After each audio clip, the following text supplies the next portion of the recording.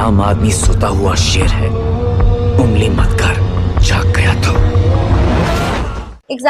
इसी तरीके से हमारे कॉन्स्टिट्यूशन में भी हमारे लिए कुछ फंडामेंटल राइट्स है जो हमें किंग बना के रखते हैं, क्योंकि जब जब इतिहास में गवर्नमेंट की पार किसी के फंडामेंटल राइट से टकराई है तो वो लड़ाई बहुत ही बड़ी बनी, और उन लड़ाई की वजह से, उन क्लैशेस की वजह से हमें बहुत सारे लैंडमार्क केसेस मिले हैं कॉन्स्टिट्यूशन के। ये सब शुरू होता है AK गोपालन केस से, जहाँ कोर्ट लिबर्टी का मतलब फिजिकल फ्रीडम बताती है। इसके बाद आता है मेनका गांधी केस, जहाँ पे सुप्रीम कोर्ट मेंशन करती है कि लिबर्टी का मतलब सिर्फ फिजिकल फ्रीडम नहीं है, उसमें रीजनेबल, जस्टिस और फेयर होना भी जरूरी है।